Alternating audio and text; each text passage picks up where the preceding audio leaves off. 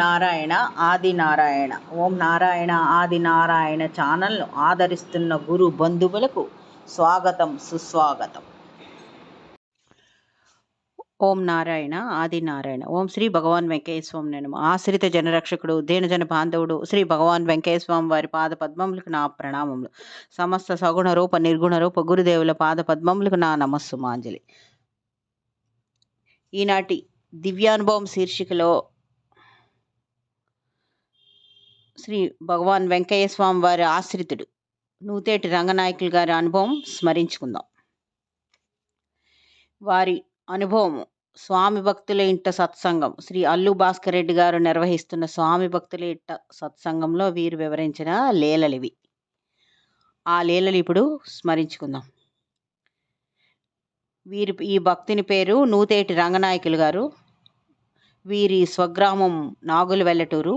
తండ్రి గారి పేరు నూతేటి ఆదిపనాయుడు. స్వామివారి దగ్గర ఉండి ఎక్కువ కాలం సేవించుకున్నారు వీరు ఆదిపనాయుడు గారు. రంగనాయకులు గారికి చిన్న వయసు నుంటే 10-11 సంవత్సరాల వయసు నుంచే స్వామివారు తెలుసు. అప్పుడు వీరు 5వ తరగతి చదువుతున్నారు. అప్పుడే స్వామివారిని చూశారు వీరు. వీరి తండ్రి గారు ఆదిపనాయుడు గారు నిరంతరము శ్రీ భగవాన్ వెంకయ్య స్వామి వారి దగ్గరే ఉండే అగ్నిగుండానికి బొంత చెముడు కట్టెలు కొడుతూ తెస్తూ స్వామివారి సేవ చేసుకుంటూ ఉండేవారు. అప్పుడు శ్రీ భగవాన్ వెంకయ్య స్వామి వారి వద్ద వీరి తండ్రి గారు ఆదిపనాయుడు గారు, చలమానాయుడు గారు, తులసమ్మ ఇంకా కొంతమంది మాత్రం ఉండేవారు. అప్పటికి ఇంకా కోటి తీర్థం గోపాలయ్య స్వామి వారు ఇంకా రాలేదు. స్వామివారు అప్పుడు గొలగమూడి, కోటి తీర్థం, పెన్నపద్వేలు తిప్ప ఇవన్నీ వెళ్ళేవారు. వీరు వెళ్ళినప్పుడు వీరి వెంట వీరి తండ్రి కూడా వెళ్తూ ఉండేవారు స్వామివారి వెంట. ఆ తర్వాత వీరి తండ్రి ఎప్పుడైనా వీరి ఇంటికి వచ్చినప్పుడు రాత్రి పడుకున్నప్పుడు శ్రీ భగవాన్ వెంకయ్య స్వామి వారి గురించే చెప్తూ ఉండేవారు. ఎప్పుడు స్వామివారి లీలలే చెప్తూ ఉండేవారు. అందులో వారు అలా వివరించిన లీలలో ఒకటి ఏంటంటే, మడపర్ల చేజర్ల దారిలో ఒక కంట్రీగా అనే ఒక తోట ఉండేది.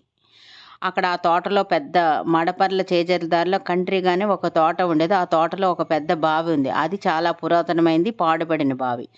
అందులో పెద్ద పెద్ద మామిడి చెట్లు కూడా ఉన్నాయన్నమాట. ఆ బావిలో శ్రీ భగవాన్ వెంకయ్య స్వామి వారు నీళ్లపైన పద్మాసనం వేసి కూర్చుండేవారని, తర్వాత అందులో ఉన్న మామిడి చెట్టు కొమ్మకు కాళ్ళు పెనవేసుకుని తల్లకిందులుగా బావి నీళ్లపై వేలాడేవారని చెప్తూ ఉండేవారు. అలాగ మడపల్లి బావిలో కొన్ని గంటల సేపు అలాగే ఉంటూ ఉండేవారని కూడా చెప్పేవారు. కానీ వీరు తండ్రి చెప్పిన మాటలేవి నమ్మేవారు కాదు. అంతేకాకుండా తండ్రిని ఇలా అనేవారు, ఎందుకు నాన్న మమ్మల్ని పిచ్చోళ్ళు చేస్తామని అంటూ ఉండేవారు. తండ్రిని హేళన చేస్తూ మాట్లాడేవారు. ఇలాంటివి ఎప్పుడూ చెప్పొద్దు అని తండ్రితో అనేవారు ఈ రంగనాయకులు గారు. అప్పుడు ఆదిపనాయుడు గారు ఇలా అనేవారు, నీకేం తెలుసురా స్వామివారు సంగతి, నా ఎదురుగా జరిగింది, నేను అప్పుడు స్వామివారి దగ్గరే ఉన్నాను అని వీరి తండ్రి చెప్పారు. వీరిది చాలా పెద్ద కుటుంబం. వీరి తండ్రి గారు తోడబుట్టిన వాళ్ళు 3 అన్నదమ్ములు. వీరికి 60 ఎకరాల వరకు పొలం ఉంది. వీరి తండ్రి తప్ప, అంటే ఆదిపనాయుడు గారు తప్ప మిగిలిన వాళ్ళ 2 అన్నదమ్ములు వ్యాపారం చేస్తూ ఉండేవారు. ఈయన రంగనాయకులు గారికి 4 అక్కలు, 1 చెల్లెలు. వీరితో కలిపి 6 మంది సంతానం. వీరి అక్కగారుల వివాహం చేయడానికి వీరి తండ్రి కొంత భూమి అమ్మేశారనమాట. ఆ తర్వాత శ్రీ భగవాన్ వెంకయ్య స్వామి వారు గొలగమూడిలో ఉన్నారని తెలిసి వీరు తండ్రి గారు గొలగమూడి వెళ్ళి అక్కడే ఉండాలని వీరి తల్లికి కూడా తెలియకుండా 1 ఎకరా 70 సెంట్లు అమ్మేసి ఆ డబ్బు తీసుకొని శ్రీ భగవాన్ వెంకయ్య స్వామి వారి దగ్గర ఉందామని వెళ్ళారనమాట. దానికి కారణం వీరి మేనత్త గారు. వీరి మేనత్త గారు పేరు కొరకూటి రామమ్మ గారు. వారు గొలగమూడి అన్నసత్రంలో శేఖర్ నాయుడు గారని అన్నం వడ్డిస్తూ ఉంటారు. వారి అత్తగారు అనమాట ఈ రామమ్మ. ఈ శేఖర్ నాయుడు కూడా వీరికి నూతేటి రంగనాయకులు గారికి కజిన్ బ్రదర్ అనమాట. వీరి తండ్రి ఆదిపనాయుడు గారి ఇంటికి రాకుండా గొలగమూడిలోనే ఉండిపోతూ ఉండేవారు. వీరు తల్లి ఎదురు చూస్తూ ఉండేది. తండ్రిని తీసుకొని రమ్మని వీరిని 11 ఏళ్ల వయసులో ఉన్నప్పుడు గొలగమూడి పంపించింది వీరి తండ్రిని తీసుకొని రమ్మని. వీరు గొలగమూడి వెళ్ళారు. అదేవిధంగా ఈ రంగనాయకులు గారు గొలగమూడి వెళ్ళి బస్సు దిగ్గానే కుటీరం దగ్గర స్వామివారు ఇలా అన్నారనమాట. వీరు ఈ రంగనాయకులు గారు బస్సు దిగిన వెంటనే అక్కడ కుటీరం దగ్గర ఉన్న స్వామి ఇలా అన్నారు వీరి తండ్రిని, అయ్యా నువ్వు ఇంటి దగ్గరికి వెళ్ళి రావాలి అన్నారు. ఆ తర్వాత స్వామి దగ్గర ఈ లోపున వీరు వెళ్ళారు. ఈ రంగనాయకులు గారు వెళ్ళి స్వామివారి దగ్గర కూర్చున్నారు. ఆ టైంలో అక్కడికి ఆనం వెంకటరామరెడ్డి గారు రాజకీయ నాయకులు ఒకరు వచ్చారనమాట. వారు ఆత్మకూరులో పోటీ చేసి ఉన్నారు. స్వామి దగ్గరికి వచ్చి అతను 2 జేబుల నుంచి 2 చేతులతో డబ్బు తీసి శ్రీ భగవాన్ వెంకయ్య స్వామి వారి ముంతలో వేశారు. అప్పుడు స్వామివారు ఇలా అన్నారు, "అబ్బో! అంత వెయ్యబడలేదయ్యా. నీది రూ. 320తో పోతుంది నీ దోషం. మిగిలిన డబ్బు తీసేయ్" అన్నారు. అప్పుడు అవన్నీ రూ. 10, రూ. 20, రూ. 50 కాగితాలే. రూ. 100 కాగితాలనమాట. వెంటనే అందులో రూ. 320 తీసి ఉంచారు. తీసి ఉంచి మిగిలింది ఆనం నారాయణ రెడ్డి గారికి ఇచ్చేశారు వీరి తండ్రి గారు, ఆదిపు నాయుడు గారు. ఆ ఇస్తూ ఉన్నప్పుడు ఒక రూ. 20 ఎవరు చూడలేదన్న ఉద్దేశంతో వారు పంచెలో ఉంచుకున్నారనమాట ఈ ఆదిపు నాయుడు గారు. అది స్వామివారికి తెలియకపోతే కదా! వెంటనే స్వామివారు పకపకా నవ్వుతూ ఆదిపు నాయుడు పక్క చేయి చూపిస్తూ పదే పదే నవ్వుతున్నారు. అలా ఎవరైనా నవ్వితే వీరి తండ్రికి కోపం అనమాట. "ఏంది స్వామి, ఏంది నీకేంది కనబడుతుందో మాకు తెలీదు స్వామి. నవ్వన్నా చెప్పు, చెప్పన్నా నవ్వు" అని గట్టిగా అరిచారు ఈయన ఆదిపు నాయుడు గారు. స్వామివారి తర్వాత కూడా అలాగే నవ్వారు. ఆ తర్వాత స్వామి ఇలా అన్నారు, "అయ్యా దుర్బుద్ధి పుట్టిందయ్యా" అన్నారు స్వామి. అప్పుడు వీరి తండ్రికి తెలిసొచ్చిన తర్వాత పంచెలో దాచి ఉంచిన రూ. 20 కాగితం తీసి చెంపలేసుకొని స్వామివారి ముందు ఉంచారనమాట. తర్వాత అతను ఆనం వెంకటరామరెడ్డి గారికి శ్రీ భగవాన్ వెంకయ్య స్వామి వారు ఇలా ఆశీర్వదించారు. "అయ్యా నువ్వు గెలుస్తావు లేవయ్యా" అన్నారు. అలాగే వారు గెలిచారు. శ్రీ భగవాన్ వెంకయ్య ఆ తర్వాత వీరు అక్కడే కూర్చున్నారు కదా రంగనాయకులు గారు, వీరికేమో చీటీ రాసుకోమని చెప్పారు.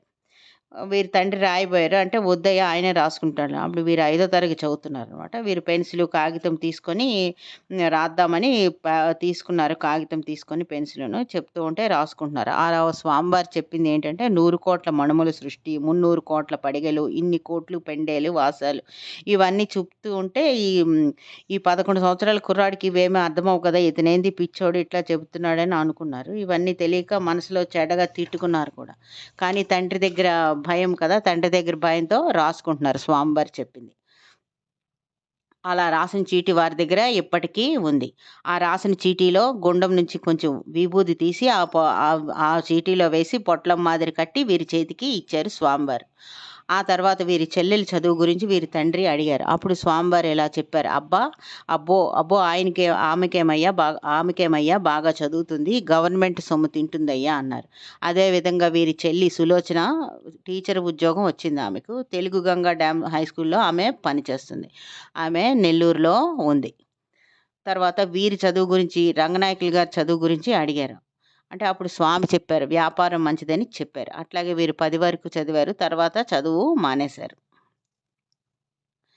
ఇవి స్వామివారిచ్చిన విభూది పొట్లం తీసి వీరు మేనత్త ఇంటికి వెళ్ళారు కదా! వెళ్ళి అక్కడ కొట్టం చూరులో పెట్టేశారనమాట. వీరు స్వామివారికి అప్పుడు దర్శించుకునేటప్పటికి స్వామివారి వయసు 80 సంవత్సరాల పైనే ఉంటుందని వీరు చెప్పారనమాట. తర్వాత వీరు మేనత్త ఇంటికెళ్ళి పైన చూరులో పెట్టేశారు. మరుసటి రోజు వెళ్ళిపోదామని అనుకున్నారు. తర్వాత వీరి తండ్రికి అంటే స్వామివారి మీద అపారమైన విశ్వాసం. చాలా భక్తి విశ్వాసాలెక్కువ. అంటే దూకమంటే దూకుతారు. కరెంట్ పట్టుకో అంటే వెళ్లి పట్టుకోవాల్సిందే. అంత భక్తి స్వామివారంటే వారికి. ఆ తర్వాత మరుసటి రోజు వీరు అంటే ఎలాగో స్వామివారు ఇతని తండ్రికి చెప్పారు కదా! "నువ్వు ఇంటికి వెళ్ళిరా" అని. అలాగే తండ్రి కొడుకులిద్దరూ మరుసటి రోజు వెళ్ళిపోదాం అనుకున్నారు. ఉదయాన్నే బస్సుకు వెళ్ళాలని బయలుదేరుతుంటే వీరి తండ్రి "ఊది పొట్లం తీసుకున్నావా" అని కొడుక్కు అడిగారు. అప్పుడు చూరులో ఉన్న పొట్లం తీసుకొని బ్యాగ్‌లోని వేసుకున్నారు ఈయన రంగనాయకులు గారు.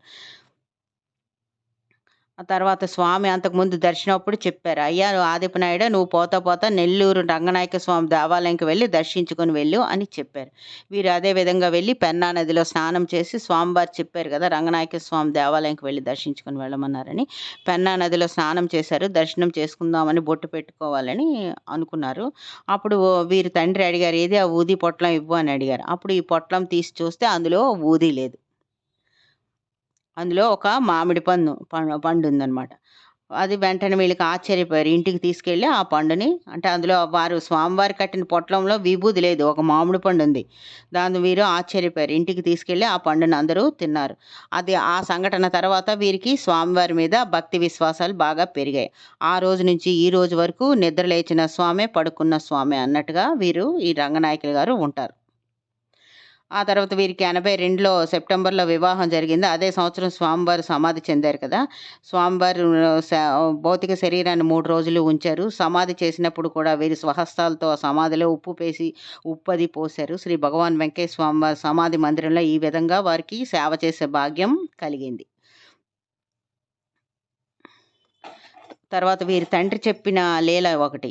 సో, వీరి తండ్రి ఆదిపనాయుడు గారు స్వామివారి దగ్గర ఉండి బొంత చెముడు కట్టెలు కొడుతూ ఉండేవారు. అప్పుడు స్వామివారు కట్టెలు కొడుతూ ఉన్నప్పుడు, ఓ పక్క కట్టెలు కొడుతూ ఉంటే స్వామివారు ఒక బొంత చెముడు పాలు తీసుకొని తాగుతూ ఉండేవారని వీరు చెప్తూ ఉండేవారనమాట. మామూలుగా బొంత చెముడు పాలు శరీరం మీద పడితే బొబ్బల్లేస్తాయి, తాగితే విషమై కానీ స్వామివారు ఆ బొంత పాలు తాగితే ఏమీ అయ్యేది కాదని వీరి తండ్రి చెప్తూ ఉండేవారు. కానీ ఇవన్నీ చిన్నతనంలో వీరు నమ్మేవారు కాదు. కానీ ఈ మామిడి పండు సంఘటన జరిగిన తర్వాత స్వామివారి మీద వీరికి భక్తి విశ్వాసాలు పెరిగాయి. ఆ తర్వాత ఒకరోజు వీరి స్వామివారి దగ్గర ఉన్నప్పుడే ఒకరోజు అన్నారు, "ఆదిపనాయుడు మనం దేవరాయపల్లి వరకు వెళ్లి రావాలన్నారు." అప్పుడు చూస్తే పెన్నా నది బాగా ఉధృతంగా ప్రవహిస్తుంది. స్వామివారి ఆజ్ఞ కాబట్టి వీరి తండ్రి స్వామి వెంటే వెళ్లారు. ఏమాత్రం లోతు కనిపించలేదు. పొలాల్లో నడిచినట్టుగా అనిపించింది. నది దాటిన తర్వాత స్వామి ఇలా అన్నారు, "అయ్యా దాటి వచ్చాం కదా! ఒకసారి వెనక్కి చూడు" అన్నారు. చూస్తే నది ఉధృతంగా ప్రవహిస్తుంది. ఆ తర్వాత వీరికి 82లో వివాహం అయిన 14 సంవత్సరాల వరకు పిల్లలు లేరు.